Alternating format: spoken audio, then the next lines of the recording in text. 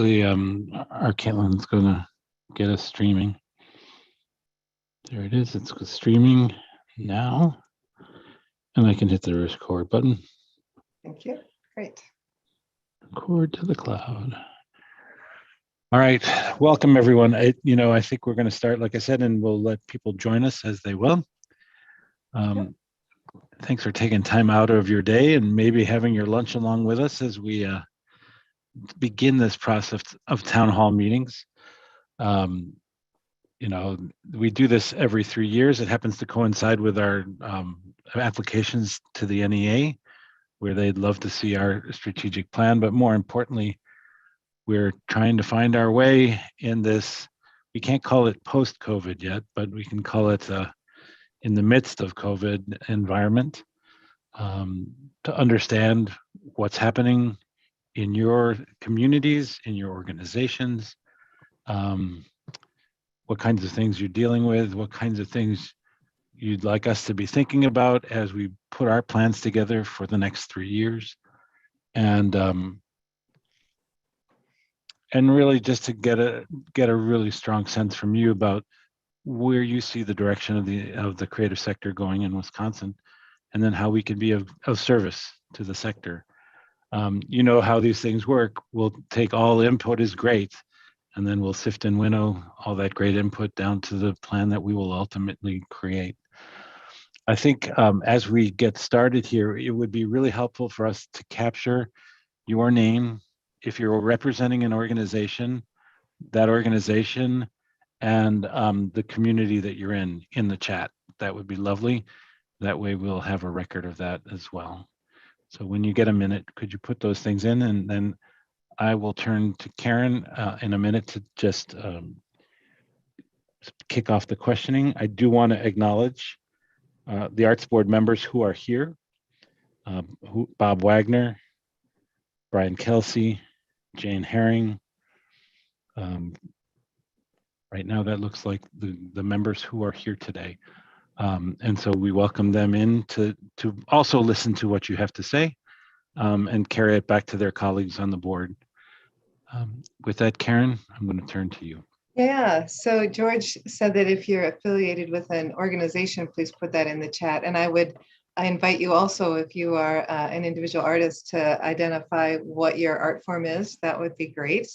And just assuming that everyone knows what the Wisconsin Arts Board is a mistake I don't want to make right off the bat. So we're going to do a real quick sort of Arts Board in brief, and just let people know or remind you that we are a state agency, the one that is tasked with nurturing, supporting, and serving the arts organizations and artists and creative sector in Wisconsin. And we have 15 members, 4 of whom are on the call right now from around the state. They are volunteer board members appointed by the governor. We receive funding from the National Endowment for the Arts, and we receive funding from our legislature, which currently matches that funding. George, did you want to add anything at this point about that? Yeah, just to acknowledge the fact that we are in the process of seeking that match from the Joint Committee on Finance. We know, hey, by the way, there he is. Hello.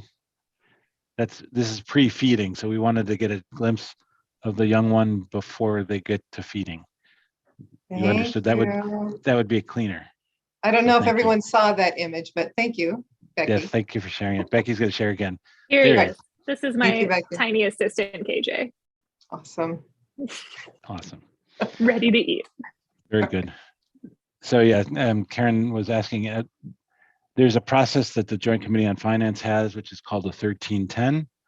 And in that process, if for some reason you need an increase to match federal dollars, you need to make that request of Joint Finance, and they need to consider it. Right now, the Arts Board is requesting $109,000 to match the money we have received from the National Endowment for the Arts. Should we not receive that $109,000, we will not be able to draw down the complete amount that we were awarded by the National Endowment for the Arts. So there is no timetable as of this moment as to when Joint Finance will pick up that 1310 and consider it, but we will keep you up to date on that as it comes across. And just to thank you, George, just to translate that a little bit more fully, that means that we will be missing more than $200,000 in our grant programs to grant out. So we're really wanting for that not to happen. Right, so thank you all for joining us over your lunch hour today. This is the first of 4 town meetings. It feels interesting to have it via Zoom. We did 2 town meetings per se last year with individual artists from around the state specifically, and we did a whole lot of listening sessions with our partners, Arts Wisconsin, at various points throughout the last year and a half. I will say actually year and 3 quarters, because we're pretty much there since the pandemic hit. And what we have heard throughout are tales of amazing resilience and creativity and problem solving and mourning and celebration and everything from across the gamut. So we're looking now to sort of intentionally spend some time with those of you who have chosen to join us today to hear about what's going on with you, to take questions that you have. We have some questions for you, and I will ask one just to get us started. But before I do, I'm going to make a request, and that is if you would be so kind, because I tend to work out of my home for the majority of the week these days, and I miss seeing the faces of colleagues. I miss meeting with you all in person. So if you have the capacity to turn on your cameras, I would love that. You're all so much fun to look at. And thank you. And now I'm going to ask the first of the questions. And then as you respond, if you also have questions that you want to ask, if you're a type A and want to put it out there verbally, great. If you'd rather put it in the chat, that's perfectly fine too.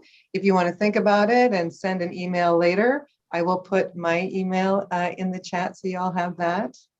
And with that, I will just get started. I'm curious, how many of you have received a Wisconsin Arts Board grant before? Okay, or are affiliated with organizations that have, yeah. Okay, great, thank you. All righty. So the first question that we were curious about, and I should, by the way, really credit our strategic planning committee, led by Mary Reinders and joined by Brian and Bob and others from our board who've helped us craft these questions. So thank you all for that. Other than grant funds, how could the Wisconsin Arts Board be more relevant in your own community? Pressing gaps that you want to address or have us help you address, anything like that, just whatever comes to mind. If you have a response to that question, other than grants, how could we support your work? We'd love to hear it.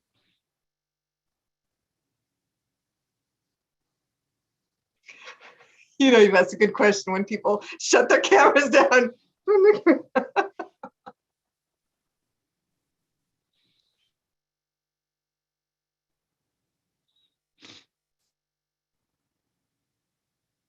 There are some things in the chat coming in too, which are great.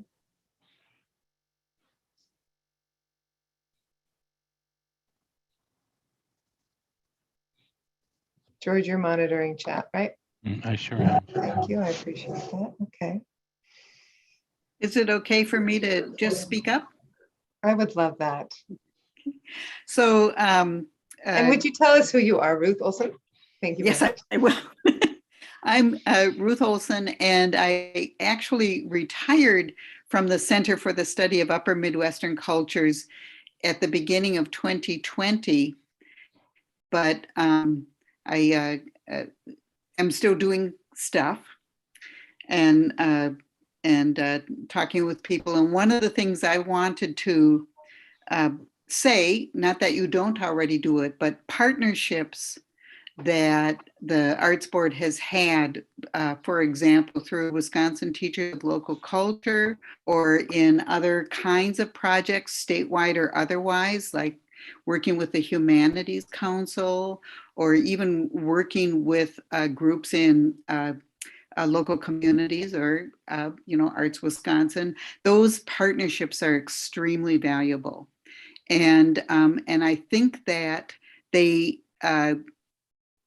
don't always get pronounced for the extreme value that they have in helping people develop, more sound infrastructure or planning and so forth. So that's one thing I wanted to say. Thank you. Thank you. I appreciate that. I know that we gain great value from those partnerships, and it's a great reminder that there is in a good partnership, equal value, certainly. And many of those partnerships and much of the technical assistance work that we do really does focus on that kind of building up infrastructure and structure and all of that good stuff. Thanks, Ruth. Others, it doesn't have to be a response to my question. If you have something that you would rather talk about or share that made you or inspired you to come join us over this lunch hour, would love to hear those things.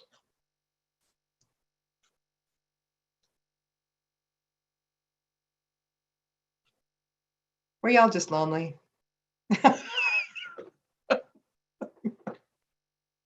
I'm quite certain that wasn't just it. Well, I'll say one more thing since I talk a lot. You can. And that is, I wish that this is going to grants, but I love the Humanities Council's ability to do mini grants several times a year. And it may not be possible, but if the Arts Board could do that, I think it would make it really responsive to some smaller community projects that I've been peripherally involved in. And I know that's a lot of work to manage it, but boy, those shorter turnarounds I think are really handy for small groups. Thank you. Yeah, put all the ideas out there. I mean, one of the points of clarity that our strategic planning committee reminded us to say was, we don't promise we can do it all, but we totally promise to listen. And it's just helpful to know what ideas are percolating out there. So thank you. That's great. I think Harry, and I'm with the Wisconsin Arts Board, but I'll take that hat off and put on more of a local arts perspective. And I feel sometimes as though our local groups feel disenfranchised from the Wisconsin Arts Boards and the grants because they don't quite qualify. They don't have quite enough money to match, or they don't really know how to go about applying. And it seems like so much work. And what they really need, when I heard the term improving the infrastructure, they need organizational skills, I believe, in how to run an arts organization. And they don't really know where to turn. And they're frankly too darn busy they need to have it delivered to them. So I'll just mention those couple of things. And I don't know if other arts organizations or communities face the same thing, but Kenosha has a lot of great arts organizations, but very few that could really step up to that level of getting a grant because of staffing, blah, blah, blah, blah. Thank you, Jane. And that was a Kenosha local hat? Yes. Great. Great, thank you. You bring up a point that helps me think about underlining the value of the investment that we're able to make with the legislature's help with our 13 regranting organization partners around the state, where one of which is in Racine, so not Kenosha, but where we are able to grant out funding, they match that funding, and then they do those smaller kind of mini grant, more responsive timeline kind of programs that we haven't done. And so there's value there, I think, too. I wish that we could have every granting partner in every community. I think that would be a really great decentralized approach to this work. Not yet, at any rate. Okay. Another approach to all of this is, of course, for you to take an opportunity to brag about something that's going on in your community that we should know about, that might be a model for discussion about doing something different, or having a pot of money to encourage, or to tell that story to others who may want to pick up that idea and run with it in their community. So if you have something that's like that for your organization or for your community, we'd love to hear about that too. Yeah, thank you.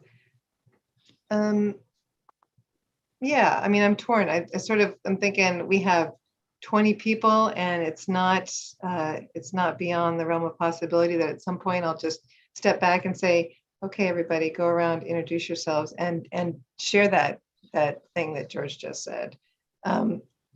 Maybe that's my way of saying, don't make me call on you, because I might. But yes, I invite you to consider what George just offered.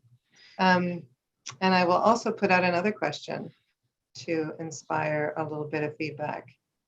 And again, feel free to unmute and raise your hand and share your thoughts related to this or otherwise. But the next question is, from your perspective, what do you think the Arts Board should be focusing on in the coming 3 years, let's say, as a general time frame? And I asked that question knowing that none of us have a crystal ball, and that we are moving through a time of deep uncertainty, where we are creating new approaches to the work and rethinking ways to do the work that we've been doing. So with that, from your perspective, as we look at the next, let's just say 1 year or 3, whatever, where do you think we should be focusing some attention, both technical assistance wise, like a series of organizational, how to run an organization kind of things, or otherwise? Welcoming thoughts on that. Martha. Hello, I'm Martha Brown in Milwaukee. I'm with the Piano Arts Organization. One of the things that we tried to do, sometimes with success, sometimes not, was to convert programming to virtual programming over the last year when venues were closed and artists were far away and couldn't travel and so forth and so on. As I said, some of our efforts were successful, some less so. And I don't know if this is a role that the Arts Board sees for itself, but something I hope you'll consider is providing some technical assistance about doing programming in new ways. We kind of learned by doing, and we, as I said, sometimes did it well, sometimes not. And so that might be something to consider, because I think that's something we've all learned. Performing arts organizations can deliver virtual programming, but even watching the work of the Milwaukee Symphony Orchestra, really the premier performing arts organization in Milwaukee, they were learning over the course of presenting a virtual season. I mean, and that was clear to me just as an audience member that they learned. And so for those of us who are quite small and don't have a lot of resources, that's something that you might consider giving us some help on in terms of teaching us how to do these things more effectively. Thank you. That's really helpful. Other thoughts? Yeah, Kathy. Well, hi, Karen. Hi, George. You can always count on me for some comments. I think when I think about the questions that you've asked, and I think about the state and the state of the arts, we have organizations of vast differences in focus, in size, in resources. And I think that to me is a point of frustration for you, or I'm assuming that's a point of frustration for you and for the Arts Board, because those organizations span the state and in turn complement the legislature, which spans the state. I think what's difficult for some of us who have been around for a while and have considerable skills, and also some of us who are fortunate to have resources that are different from others, is that we want to be good. I want to be a good Wisconsin Arts Board citizen, but yet there are some programs and things that really don't apply to me. And in fact, the biggest, best way that the Arts Board can help an organization like the Woodson Art Museum comes under the heading of follow the money. You know, when you don't know the answer to the question, it's always about the money. I mean, that's the reality of the 21st century, is that we all need, big or small, endowed or not, we all need resources. And resources allow us to do our good work. And so the good work we do here is different than the good work done by a smaller organization in an even more rural setting. Am I making any sense? George is nodding. I don't know. So that's kind of my soapbox in terms of a town hall meeting and trying to put disparate thoughts and disparate needs into a tidy package. Not possible is my feeling.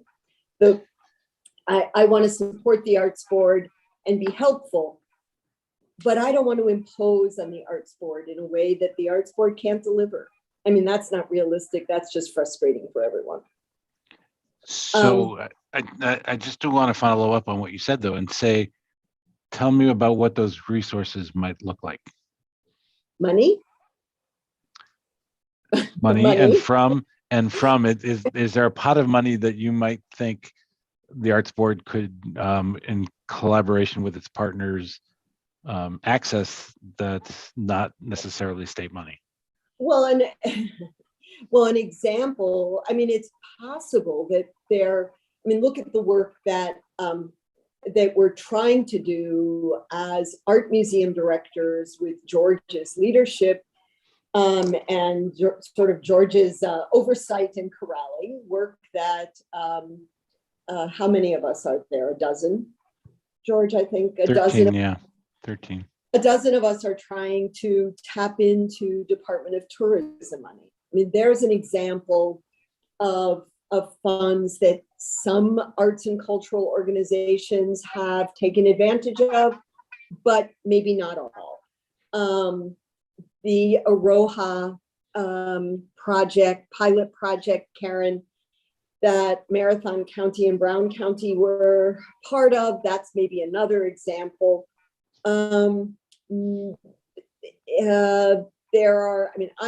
I am a huge believer in collaboration and partnerships, and I think they make us stronger, they're better, but if I have a frustration on that subject, it's that what often happens, and I'll just use this community as an example, when we have tried to create some partnerships among arts organizations, smaller organizations tend to look to larger ones as having the resources to do all the work. That's not a partnership. That's not collaboration. And that's frustrating.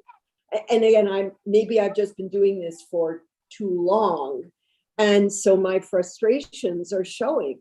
And what happens is it makes someone like me say, I'm not going to do this again.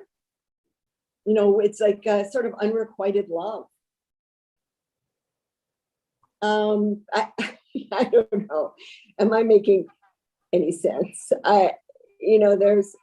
There at the end of the day, there are only so many hours, and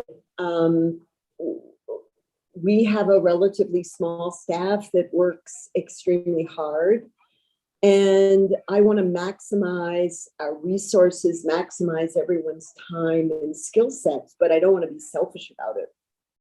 I love collaborating, and but you have to have partners who are willing to do so. I think I've said enough.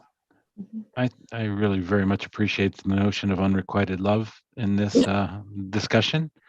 And we completely understand the notion of only so many hours of the day. And when you think about an arts board that went from a staff of 10 to a staff of 4, we completely get you. And so, but I think it's important to vocalize it, because partnerships without that understanding becomes a hollow request, right? If everybody's not picking up their aspect of a partnership, then it's really, you do this for me, and there's nothing in that for everyone. It's in it for those who are asking you to do it for them. Lori's got her hand up, so I'll stop talking. Well, I really appreciated what Kathy was saying. It made me think about a few things related to the size organizations. So we're a state organization. I'm executive director of Wisconsin School Music Association and the Music Educators and a foundation. And over the pandemic year, we ran a virtual festival with 20,000 video submissions. We ran a virtual conference with 600 attendees and 40 exhibitors. We did some bigger scale things, but nobody taught us how to do that. It was truly, we got to figure this out, right? But now we could be a resource to people who are trying, just simply to say, here are things that worked, here's some things didn't work so well for us. But I'm not sure people know, for example, we did that. So what I wonder about the Arts Board maybe helping is that networking and bridging skill sets and relationships.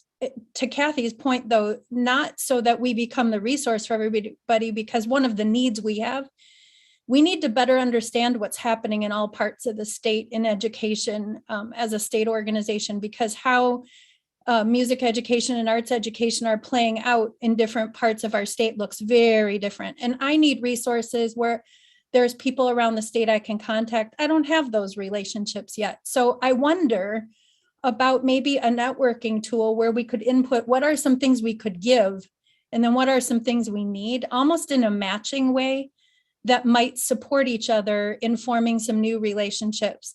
I also suspect that what we need and can give this year might look different next year. So I almost wonder if it's more of an annual thing, because some of it's dependent on who the people are, the time they have, what those skill sets are. But if we had a vehicle by which we could share better those pieces of information, I know we have a lot to give, but also a lot that we're looking for. Hopefully that's helpful to you. If, Lori, thank you. Kathy, again, I'm just curious if everyone participating in this town hall today subscribes to the Wisconsin Arts Board's, what I call daily news briefing, because that is, I think, one of the best ways to be plugged into what is happening around the state in terms of the arts. And I think it takes an enormous amount of George's time, Karen's time. I mean, it just doesn't happen. And it's a fabulous resource and could perhaps be expanded to do kind of what Lori suggests. I mean, perhaps it could have an offshoot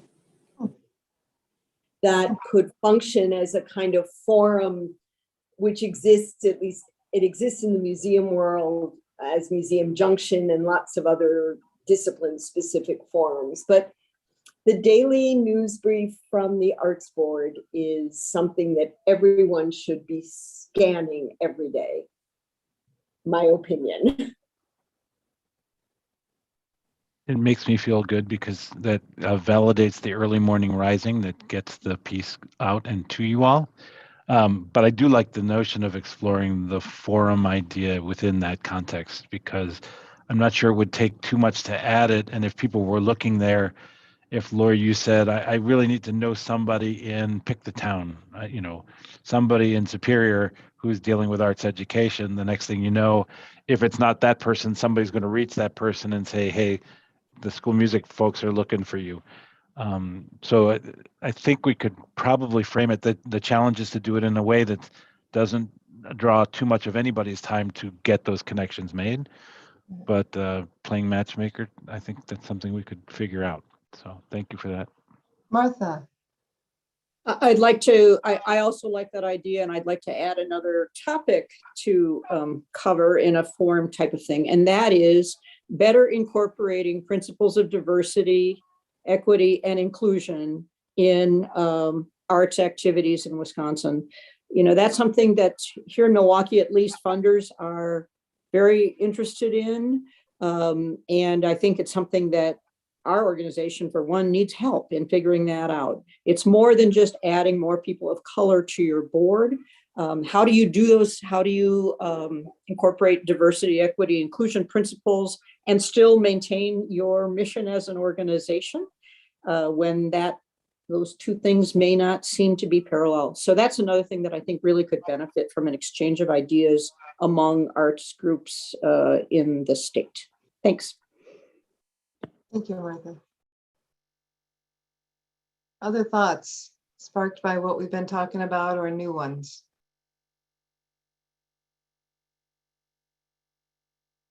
Karen, it's Brian. One of the things in just hearing that, what I'm realizing is some of the larger organizations we have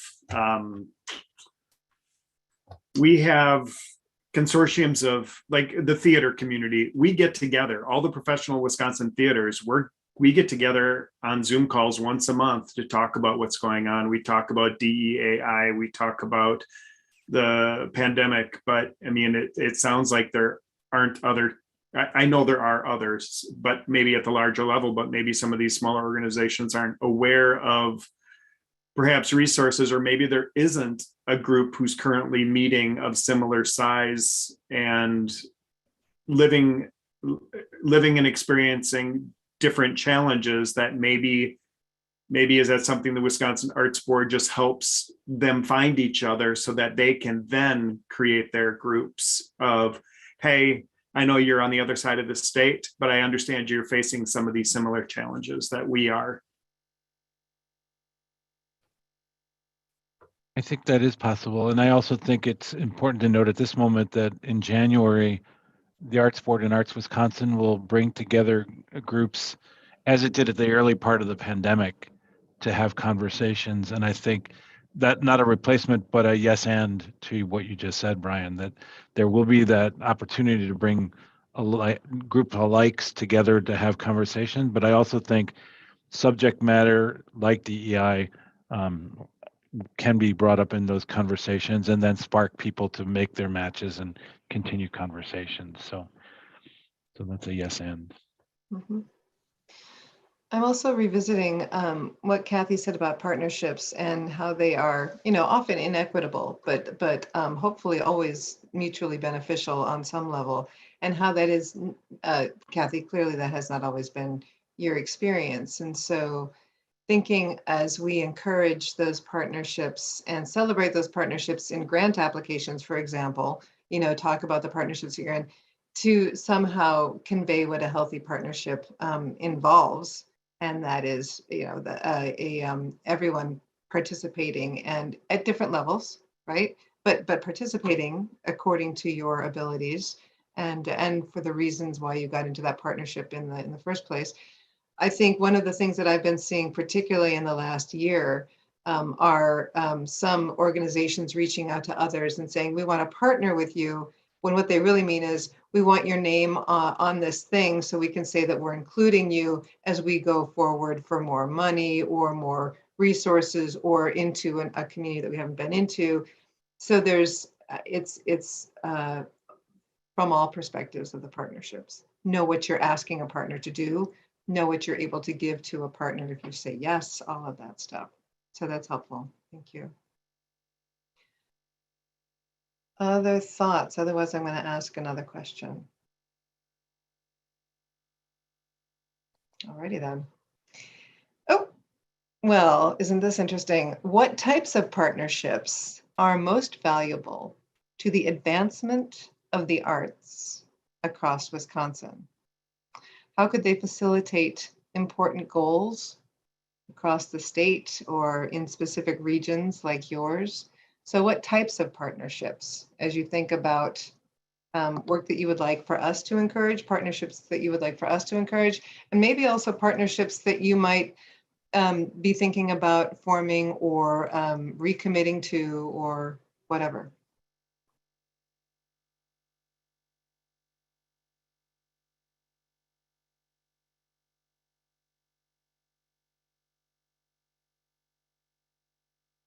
As I'm listening to the conversation, a couple of that I hear are obviously the job alike ones. So I'm a music teacher over here. I want to hear about a music teacher over there. Then it's subject related. I hear too, DEI, that kind of thing. But just to put those out there, and I see Lori's got her hand up, so we'll go to Lori. Well, I just have a comment in response to your question about the value, and this would apply to any type of partnership. The most valuable partnership we're in right now is with PBS Wisconsin, and it's because we created a project called Resound Songs of Wisconsin based on a need. We identified the need, and the need was more resources specific to our state and artists of color. And so then we set out and each used and leveraged the skills of our separate organizations to create something neither could do separately. To me, that's the highest functioning partnership, where something that neither could do alone comes out. What often happens with partnerships, and I think you sort of alluded to it before, sometimes it's, I want what you have, because if I have your resource, I can make something happen in my own organization using your tools.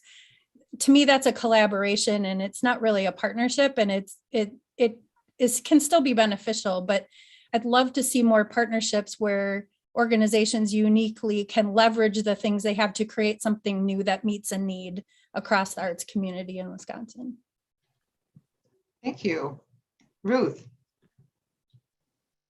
Well, with my folklorist hat on, one of the things that I value in partnerships are maybe more unique or partnerships that might not be expected. And I'm thinking back to the past project with the Burnett Area Artist Group. And for a couple of years, they did projects where they received both a Humanities Council grant to cover a historical aspect, and then an Arts Board grant to cover an artistic aspect. And one that I truly loved was a project they did on historic roads, and a history teacher, I think from Grantsburg, who had done all of this research in order to figure out where roads used to be in the state. And then artists were representing a sort of then and now, what a place might have looked like back in the past and what it looked like currently, backed up with historic photographs. So I love that because it brought into the mix people who would not necessarily have thought of that as the arts, when in fact there was this very vibrant, in a very rural community, look at art and representation. Same thing with another one they did on a barn builder in the area from the past. And I'm thinking also, you know, other kinds of groups like the culinary historians of Wisconsin, people who focus on food and on history, how much that's part of traditional arts, and a chance to encourage that and to expose more people to what art can be, especially in their daily lives. So I like those partnerships that you don't expect to find. Thank you. Other thoughts on this one? Joe, Chamber Orchestra, thinking about partnerships? Yeah, well, first off, thanks everyone for George and setting this up, Karen. Yeah, partnerships, it was critical throughout the pandemic for us to keep going. I mean, when Overture shut down, we started a partnership with the Sylvie, which is a private event space in Madison. And yeah, I think I started 5 months before the pandemic. So my mind has just been in like survival and innovation mode. So it's been a trial by fire, but coming out of the pandemic, there might be a way for organizations to discuss how the pandemic forged deeper connections to their existing partners and also reimagined what future partnerships could look like out of necessity, frankly, right, to survive the pandemic. And I just feel like there was so much innovation going on that how we think about partnerships, from funding partnerships to programmatic partnerships, there could be a space for the Arts Board to provide that resource for organizations to share. Because I think out of survival, a lot of us did things we never would have done but for the pandemic. And a lot of those might have been one-time activities, but I think moving forward, we really need to evaluate, do those things need to continue, and which ones? So that's kind of my thinking as we're having this discussion around partnerships, because yeah, sometimes 1 and 1 can make 4, right? We oftentimes get pretty siloed, and if we're given the opportunity to find creative partnerships, you can sort of magnify, because we all know it, it was discussed earlier, a lot of it comes down to the money, like we find additional sources of funding, but sometimes partnerships can lead to really magical opportunities. Yeah, speaking of roads that were and roads that are, yeah, absolutely. Keitra, I've seen you on this for a bit, and I keep coming to you, and I think I'm gonna just ask you outright, call you out and say, you have made a point of being available in the Office of Rural Prosperity to the arts, and have been proactively reaching out periodically and receiving our reach outs when you get those. So can you talk for a minute about rural prosperity and the arts and what your thoughts are along all of these lines? I can do my best. I'm really, really happy to be here, and I've just been taking notes kind of for our own work. So the Office of Rural Prosperity is a relatively new office, and we're housed at WEDC, which is the Wisconsin Economic Development Corporation, quasi-governmental. It's the economic development arm for the state. And our office, although we're housed at the, economic development, we really take on this approach of community and community economic development, looking at all different types of capital and seeing what really makes a community thrive. And, there are a lot of things, of course, that contribute to a thriving community and a community's resiliency.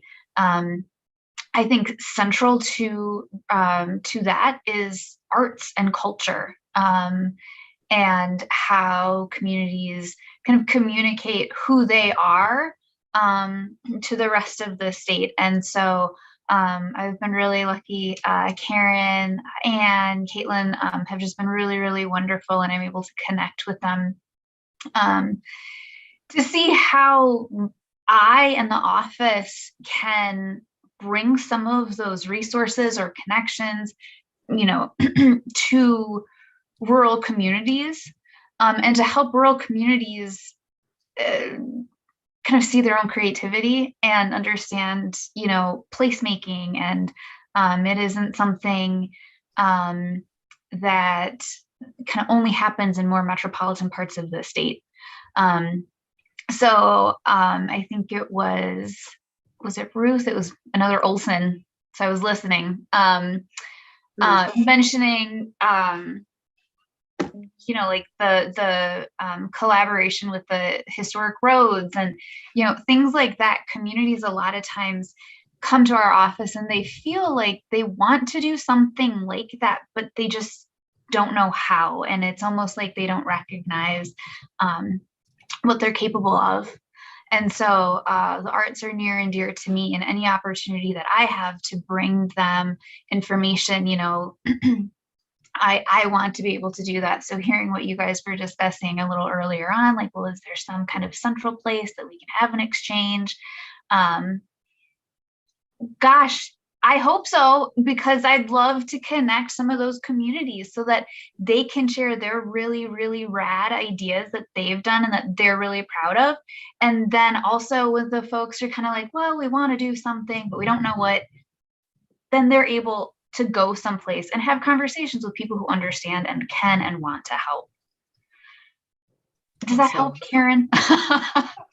Thanks. It's just good to hear what's on your mind as you share your lunch hour with us. So thank you. Yeah. We have a mix of people from rural communities and small communities and larger communities and urban communities in the mix here. So it's good to know. It's good to call you out as a resource, frankly, as well. So I wanted to. Yeah, thank you. Yeah, no, call me out. And, you know, and I would also say too, I think that there's a lot to be said for bridging, you know, like metropolitan areas and the work that's happening in there. And I used to live in Milwaukee, and, you know, I still think it's one of the coolest cities.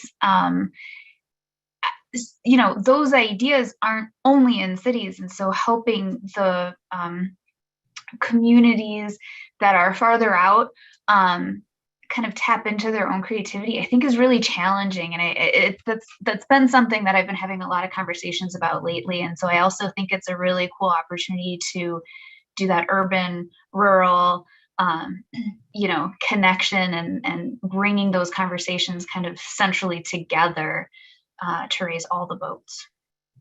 So as you think about that, I would ask you to maybe think with us a little bit about how the Arts Board might play a role in building that bridge and encouraging that flow, which is certainly a reciprocal one. So yeah, thank you. Many of you, I would say, have had experience, are currently having experiences with a volunteer board of directors. What an interesting thing in the last year and 3/4, as you have a group of people who are volunteers and wanting to do their best by this organization that they've committed a term or more of service to. And they're kind of making it up as they go along too. And depending on their relationship with the staff, if they have staff, and depending on that, my goodness, what an interesting series of conversations you all must have been having. I know we have been, as you know, as we have been keeping our board apprised of what's going on.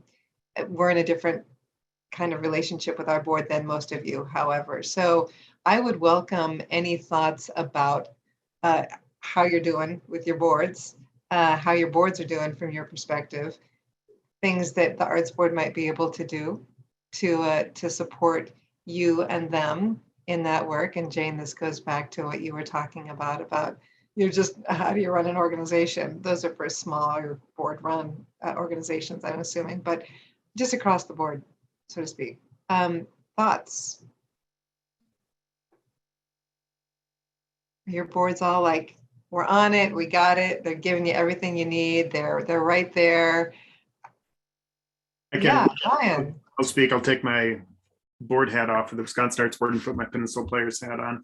I know that our board has varying political beliefs. They all believe in the theater, but it was interesting to see going through everything as we look back to 2020 with DEAI, with the pandemic and closing down and people's perceptions as to what we should do, what we're going to do, and working with unions. And it was interesting. I was happy for the most part at how level-headed they all took it and understood that I have to put these feelings aside as to what I think we should do and look towards the best. But it was interesting because there were times that you could definitely tell where the divide was. And it was the first and only time I've ever felt it in my,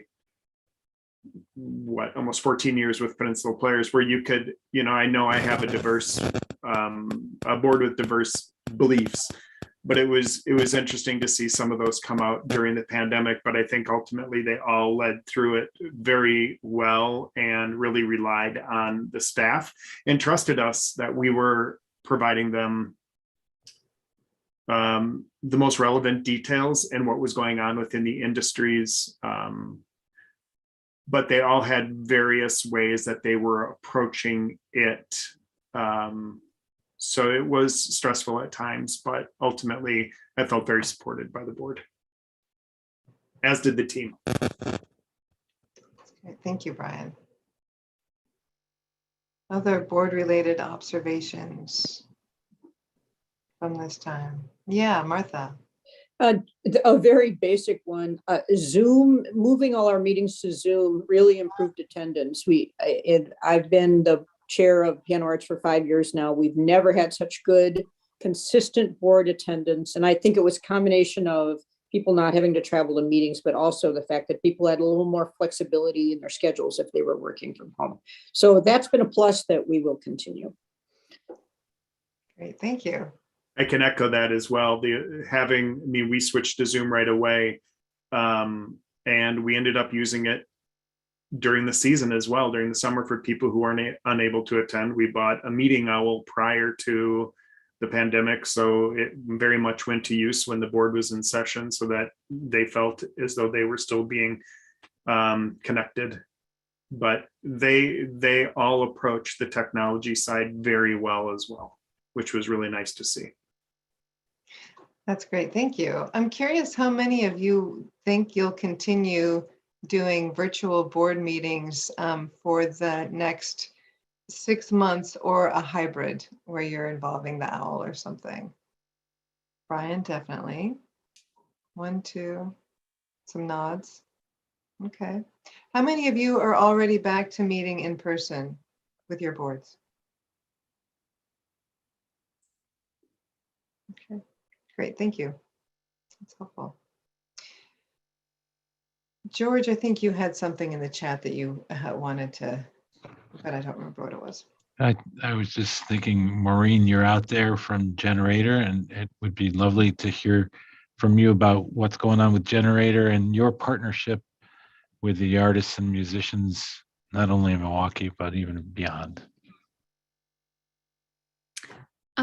Yes, so with Generator Art, we wrapped up our programming for this year already.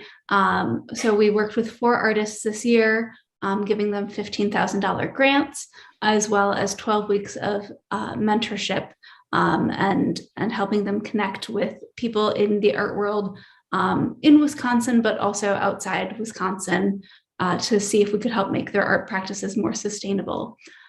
So we are very pleased in how all of the artists are doing.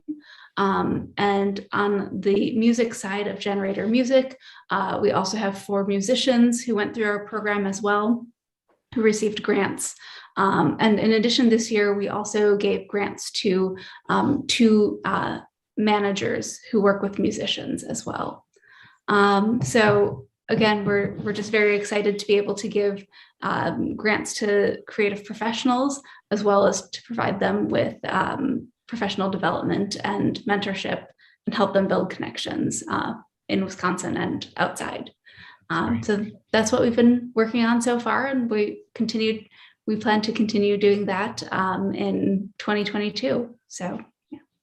And can you just do a quick snapshot of what Generator is, just in case people don't know? So Generator is a venture capital company based in Wisconsin, although we have offices throughout the Midwest as well. And I run the Generator Art program, and we also have a Generator Music program. And these are part of Generator's social impact investing branch. And what we do is focus on investing in startups and artists and musicians, focusing on investments that have strong social impact. So whether that be startups run by formerly incarcerated individuals, or thinking about artists, musicians, and other creative professionals as small businesses. Hey, Maureen, I had one question as you were talking. For those musicians particularly, but anybody that come into your program and through your work, do you match them in the end, or do they find managers and agents who can and help them? Like, is that true for all of the musicians or some of them, or? So for the music program, it really depends on what the musician needs. So this year was the first year that we actually incorporated managers into the program, and with the intention that they would come out of the program managing at least a couple of the musicians. But before that, depending on the needs of the musicians, we would connect them with managers. Primarily at this point, it was outside Wisconsin. So. Got it. Great. Thank you. Appreciate that. I have not, just a heads up. Rachel, I'm going to ask you how writing is going these days. And Viroqua Chamber, I'm going to call on you since I haven't heard your voice in the mix. And Kara from Milwaukee, I may have seen something from you in the chat, but I'd love to hear your voices in the mix since you are, you've been so generous as to join us for your lunchtime. I'd love to hear what you guys are thinking about and hearing. Rachel, I'll turn to you first. Thanks. Sure. Hi. Hey. Thanks for having me. So, yeah, in previous town hall sessions, I spoke about arts writing in Wisconsin and kind of just pointed out the lack of it, or the lack of coverage that a lot of artists and exhibitions, are kind of feeling, and how, what can the Arts Board do, and what can some of the organizations on these calls do to help support artists and support communities across the state via arts writing. So I've been working pretty closely with Frank Juarez, who is a publisher of Art Dose magazine, to do more writing for him. And I kind of am someone that wears a lot of hats. So I'm like wearing my artist and writer hat right now, but I also relocated to a new community myself. So I'm in Wausau now, working at the Woodson Art Museum, and previously was in the Milwaukee area, and kind of, more connected to the art community there, and covering exhibitions when I could, in addition to, managing my practice and working day jobs. So now I'm actually very excited about being here in a new community, and as an independent artist and writer, trying to branch out in terms of coverage now that I'm sort of in this new space. And I think, that's something that's pretty important. But everything else, just because of this move in terms of my kind of personal goals with writing, has a little bit been put on hold. But I'm, still very interested in the conversation of, what can we do to improve the arts writing that's happening in Wisconsin. I think that's really important. So if anyone wants to connect about that, certainly reach out to me. Happy to have a conversation about that. Thank Rachel, you. I would recommend you reach out to Right On Door County. Okay, great. Jared is wonderful, and Kathy can certainly help you with that as a Washington Island visitor. Awesome. But Thank it's you. a great newer not-for-profit that focuses exclusively on writing. Thanks, Brian. And Yeah. Rachel, I'll also encourage Keitra to reach out to you too, as you are located in Wausau and have many of Wisconsin's rural communities in a broad circle around you. That might be an interesting connection to make too. So, yay, Definitely. great, thank you. Thank you. Good, yeah, it's good to know that you're moving around. Yeah. Thanks. Yeah. All right, who else did I encourage? Viroqua. Viroqua. Hey, My name is Larkin Breckel, and I work at the Baroque Chamber Main Street here. And I really kind of wanted to join today so that I could eavesdrop on everything that's going on. Both the executive director and I started our positions this September. So we're super new and kind of scrambling to learn everything as quickly as we can. But I think we are in that like very small rural community where we don't have a lot of arts organizations. And so even though we're the Chamber of Commerce in town here, we're also a big part of tourism, part of arts. And so I really want to kind of be here to learn about what's going on. I think our community does a lot of cool art stuff, but we end up wearing a lot of different hats just to like, oh, this program needs to happen and there's no one to coordinate it. So I guess we'll do that now. And it's fun and exciting, but I'm excited to learn about how to be better at it. Oh, great. All right. And thank you for saying that, by the way, because it reminded me that I want to just reassure those of you who are on this call that we're doing 4 town meetings, which is basically if it were in person, we'd be coming into a geographic community and saying, hey, y'all come. We're here. We'd love to hear what's on your mind and just listen, right? So it's that kind of a format. And that's sort of what we're trying to do via Zoom here. This is not the only way we're taking input. And this is not the only set of questions we're asking. And so just know that this is a part of a larger plan that we have and a system of gathering input and sharing ideas and all that stuff. So wanted to put that out there. Kara, would you be so kind? Oh, hey, you. Great. This doesn't, maybe I'm asking you a question with this, but you know, how do we raise our appropriation from second to last to somewhere closer to our peers to the South and the West, for whom our creative economy production GDP is pretty darn close?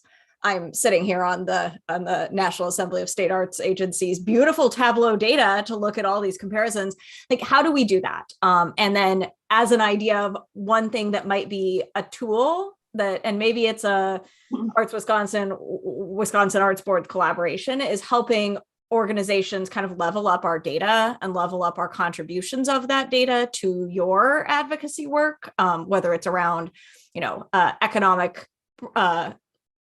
vitality that we provide through the arts, but what are other ways that we can kind of do that? But yeah, like how do we get out of 49, and how do the arts organizations of the city, of the state, kind of how do we contribute to helping you help us through that? What a lovely question. And is it Kara or Kara? I'm sorry. It's Kara. Kara, thank you. I'm going to take advantage of the presence not only of our executive director, but of our chair of external relations to turn to either Brian or George so that they can respond to that one. You want me to start, George? Oh, sure. Go ahead. Yeah. Kara, if you have a solution, we would love to hear it. This has been work that's been ongoing for a long time. We have reached out to the legislators in various ways, and we are getting ready to do the next round, which is showing them the grants that they've received in their community. It's a one-sheeter. They come out from our board of directors. It's a one-sheeter. It's easy to read. It's concise, and it lets them know what grants have been received in their community from the Wisconsin Arts Board, and understanding that funds come from the NEA as well, and they are matched by the state of Wisconsin. And even those communities that have zero, we do reach out to them and let them know that there are arts organizations. We're certain there's arts organizations within those communities who can apply. But the disparity between the approach to funding of the arts has been exceptionally challenging in this very partisan state. I think everyone understand. I shouldn't generalize. I think we all understand the great importance of the economic impact, and that's why the Wisconsin Arts Board and various communities works with Americans for the Arts for the economic prosperity reporting, so that we have actual numbers that we can say, listen, we matter. here is the economic impact we have. I know in Door County, we sign on through the Peninsula Arts and Humanities Alliance so that we get relevant data for our community so that we can use that for advocacy. Karen, I'm just going to break in, Brian, and explain for those who don't know, the Arts and Economic Prosperity Study that Americans for the Arts does is a study that happens every 5 years statewide. We've been involved with it since the first time in the 90s. And so we have a 5-year snapshot of the economic impact of the arts and arts audiences in Wisconsin. And this is just coming up again. We're about to do another one. Door County has signed up as one of the specific communities. So the Wisconsin Arts Board sort of purchases the study for the state, which allows individual communities to come in to do one just for their community at half price. It's an intense process. Milwaukee is involved this year through Imagine MKE, and there may be other partners there. I can't remember, George. Anyway, just wanted to give you guys a bit of a context for that if you didn't know what the Arts and Economic Prosperity Study was. Thank Back you. to you, Brian. Yeah, I appreciate that, Karen. And going back to that, Kara, and I'm not being flippant when I say if you have ideas, we have worked through joint finance. We have worked through the governor's office to when former Governor Walker was the governor of the state, we had brought him to Fond du Lac and brought him to Mercury Marine so that a company like that could explain why the arts were critical to Fond du Lac. Because if they cannot attract people to live in the community, they cannot bring, they do not exist. And so they were talking about the great impact the arts have. And so, I mean, it's been initiatives like that that we're trying to really get on their radar. And I'm not going to say it's subversive, but it's like, how do we not just shake the arts, but how does the arts impact the quality of life? How does it impact the other aspects of daily life in communities that attracts businesses to the community? So it has been very challenging. The 1310 process, I'm certain, was not created so that an organization could go through it nearly every single year. And so we are really looking forward to having our funding. I don't think it's realistic to look to our west and say we're going to get there. I think that's setting ourselves up for failure. But hey, let's get down more. Like how do we get it to at least $1, a person? And so this is where I'm going to kick the can back over to George and say, George, I'm going to have you step in because it's a hard process, Kara. So Kara, for us, part of the deal is the Arts Board educates and Arts Wisconsin advocates, right? So one of the things we do, and Brian's been talking about it, is we provide numbers, we provide stories, which is another reason these kinds of things are important, that we gather stories that we can tell. I think it's really important that those of you out there who are looking to do what you describe have relationships with your legislators and others who can make those decisions and who will make those decisions. So those kinds of relationships, not only on the days they're considering the budget, but throughout the year is important. And I'll say one more thing, and I'm going to ask Ann Katz to jump on because she's been listening and I think she'll have something to say here too. But what I want to make sure that we say is that as we look at this and as we look at trying to get these numbers up and risen up, there are ways to get there, but it takes a constant process. We need to be after it all the time, meaning those relationships have to be developed and continue. Did Minnesota get their legacy amendment passed? They did. They had their conservation people, their clean water people, and their arts people come together and ask that they be taxed for 25 years or whatever it is, so that they would have money for these things. In Minnesota, tax is not a 4-letter word. In Wisconsin, tax is a 4-letter word. So it's more difficult. Now, we never say impossible, but it is more difficult than it is in Minnesota just by the culture there. And so in Wisconsin, like I say, we educate and Arts Wisconsin advocates. And Anne, this is your moment. So let's see you wherever you are. Here I am, George. Thank you. Thank you for the question, Kara, and thank you for the what you've just said, Brian and George. I will completely agree that it is. If anyone has a brilliant solution, please let us know. We live in a very polarized state. We live in a world of politics, and with the election, with the gubernatorial and Senate elections coming up next year, it's going to be all politics all the time now. As George said, it's not impossible, and we're working on it. As the advocacy organization, we contract with a team of lobbyists who we have new lobbyists as of this year, and they are on it. And they're realistic about what we can start with and how we get past that. We get past even just starting. We currently have legislation in front of the Senate and Assembly to create a rural creative economy development program. The lobbyists felt that going with rural, given that the majority of the legislature are Republicans from rural areas, would be the best place to start. And we have a hearing coming up on Thursday with the Senate Committee on sporting issues, small business, and rural issues. And so I'll send out information so people can, if you have a legislator on that committee, you can send a message. We have a whole system of advocacy that you can send a quick message on it, whenever we need you to. As George said, advocacy is a daily activity. We are also going to be planning a legislative day at some point, probably by the end of February, for people to come to Madison. Hopefully we'll be able to do that and speak to their legislators in person, although you can speak to your legislator anytime. I will, just to finish up, I will point out that the governor put over $40 million of CARES Act funding into the creative economy, cultural organizations, movie theaters, live venues, and he's done a whole bunch for tourism as well. There's also possibilities of getting funding on the local level from ARPA money. So go to artswisconsin.org. There's a lot of information out there. We do a bi-monthly newsletter with a lot of this information.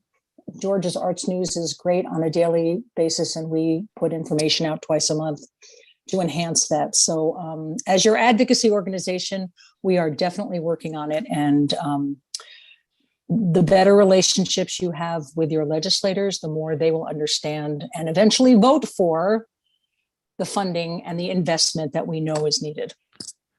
And I just Thanks, want George. to, no, you bet. I want to build on what you just said though, Anne, because I think it's important to note that with all the money that came through the CARES Act and the money that came through shuttered venues, some of our legislators are under the mistaken opinion that now the arts have all the money they need, and therefore there is no need for additional dollars.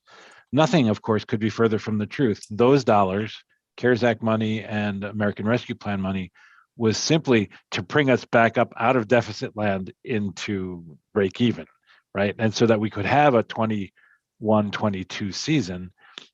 And so that's part of the conversation that needs to be had as well, is to disabuse them of the notion that we've got all the money we need now, thank you. Finally, and I'll stop talking about this, the most important thing right now to know is that we have a $2.5 billion surplus. The state of Wisconsin has not got its Oliver Twist hat out going, please, sir, may we have some more. They actually have the dollars. Now, the challenge is for all of us to make it clear that this is an important place to invest the dollars, as opposed to, which is the general thought process of legislators now, is to return those dollars to the taxpayers. So that's really what the conversation is up to. Where will we invest these dollars? Will we invest them in the arts and other things we care about, or will we just simply return those dollars to the taxpayers? I say all that to say, we're not having a discussion where there is no money. So nobody can say to you, there is no money. There's plenty of money. The question is, will it be invested in this way? And George, thanks for bringing that up. It was one of the things I wanted to stress after when Ann spoke about the funds through ARPA and CARES Act and PPP and whatnot, is to make sure our legislators understand that those were wonderful and much needed. They were one time. They are not ongoing, and it's critical that organizations are not viewed as you got that money, you don't need any more, because that couldn't be further from the truth. And so it's really making sure that we have the elevator speech on what CARES and ARPA and shuttered venue, all of that actually did. And that it didn't, shuttered venue only was for performing arts venues. It was not for individual art, you know what I mean? Art museums and things like that. There were other organizations that did not have the same resources that shuttered venues had. And so as we speak broadly about the support for the arts, it's making sure that it's being equitable in the support across all aspects of the arts. I would just, Kara, thank you for the question, because I appreciated the way you couched it, which was, you know, you were starting to talk about, is there a way to get sort of a common language? I think I heard that among the arts organizations in terms of how we measure the impact, et cetera, et cetera. At least I think that's what I heard. Would you mind just kind of putting a fine point on this and clarifying that question or that thought a little bit more before we go into the next 10 minutes here? I mean, I think, yeah, that's sort of what I was getting at, is like the you know, it's easy to look at, we can look at this comparison and we can say, look, we're second to last in this, but we're not second to last in this, right? In our contributions to the economy.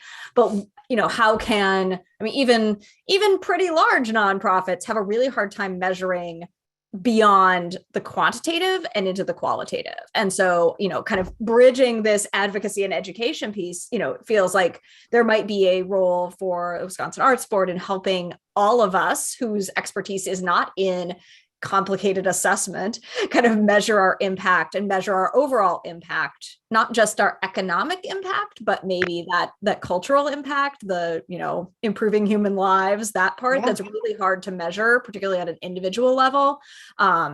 And helping us help Anne tell that story in different rhetorics that may matter to different members of our legislature differently. I mean, frankly, I'm like, do they really want to be second to last? Like, that's why, let's get there. Those who are just like, well, we don't want to be second to last. Let's just get closer to Illinois in the middle here. So one of the things that we have been doing for a few decades, a man wrote a lovely book called Articulating the Public Value of the Arts. And it was really fundamental to shifting how we approached our general operating support grant, our creation and presentation grant, because and our project grants, frankly. So now, and for years, we have been asking the question, how do you articulate the value of what you do and to whom? Because everybody knows that, everybody on this call, I'm guessing, knows that, you know, the arts have value in many different ecosystems and many different spheres. How to articulate that? Do you articulate that? Because it's really hard sometimes. You know it, but how do you say it? And then to whom? And then how do you follow up? And so as we're talking, it reminds me to pull some of those amazing responses from over the years and maybe frame them up a bit on our website or whatever, so that others have access to how some groups articulate, so that they can take that and articulate their own story and share that back. Again, kind of back to that partnership or matchmaking thing that that concept rose earlier in this call. That's George, great. you've muted. Go ahead. Yeah, I just wanted to first say Mark Moore is the person Karen refers to. He wrote a book called Creating Public Value. He's a researcher out of Harvard. And then Arts Midwest took that and created a publication called Creating Public Value for State Arts Agencies. But the thing I also wanted to add into this is, imagine MKE had a summit at the end of November.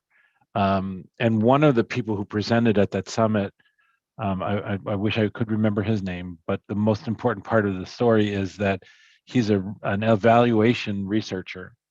who during the Great Recession, or the Great Resignation, I should be more accurate, decided that he too was going to resign from his evaluation firm, and is now working with Imagine to do exactly what you described, Kara, that they're looking to be able to describe the impacts beyond the economy. And so hopefully we'll have something from that particular research to share sometime soon. And Kara, one last thing. The only reason we're number 49, we were 50th, is because Arizona decided to completely defund the arts. So when it comes to states who actually fund the arts, we're still at the bottom from that standpoint. So it's been a recent switch to 49. So I'm going to end on a different note. Please, please, we welcome that. We have 8 minutes left in this particular time that we have allotted, and we want to honor your time and thank you very much for sharing your thoughts, your presence, your perspectives with us today. And I don't feel the need to, go until the very last second if we have achieved what we need to achieve here. I would invite you, if you've been thinking about something or have another question or just something you want to share, to consider sharing it now. Now's a really good time. And I would also ask that you spread the word so that others that whom you think might have something to share with us as we think about our next 6 months, year, 3 years in a very flexible way. If we can have their voices and perspectives in the mix, that would certainly enrich the planning that we are doing right now. So invite others if you think that makes sense. Invite the others that you think could contribute something or who we could contribute something to. And final thoughts. This has been really helpful and a bunch of things have percolated, certainly for me. Yeah, Lori. I just want to share my gratitude with you. I think, a town hall often is, to raise what more can be done. How can we look at things differently? But knowing the wonderful work, as you said, Wisconsin Arts Board has been doing in terms of the education, and Arts Wisconsin's been doing in terms of the advocacy is felt throughout, I know, my daily, weekly, and monthly work life. And I want to thank your board for their service and all of you as staff. This has been hopefully the most complex time we'll need to go through in our journey for a while, but I suspect that may or may not be true. And knowing you're there doing the great work you're doing brings great comfort and peace to many of us. So thank you so much for offering this as an opportunity, for listening, and for being there for us. You're very welcome. Thank you. And to borrow something that Kathy was talking about, in this partnership, it is absolutely reciprocal. That energy that we get and that replenishing as we look around at the work that you guys are doing around the state, and that so many people are doing who don't even know that we are having this conversation today because they're not as closely connected yet. So. And Other thoughts? Just adding from the board, we couldn't do even anything that we do without the 4 individuals who are the staff, because they are such an incredibly dedicated group of 4 who took on the work of 11 and just do it and get it done. They're scrappy and very polished, and our team is the envy of the other 49 states, to be quite honest. I want to thank you all for participating. Certainly George and Karen for initiating this, but I've learned so much as a board member today, and with the upcoming gatherings, we will learn even more. And please believe that your voices are heard and understood. We appreciate those that participated in this one and look forward to working to the best result that we possibly can. Thank you all. Thank you, Board Member Bob. I just like saying that. On that note, if there is nothing else to be said for now, thanks. Take care. Have a great day and a great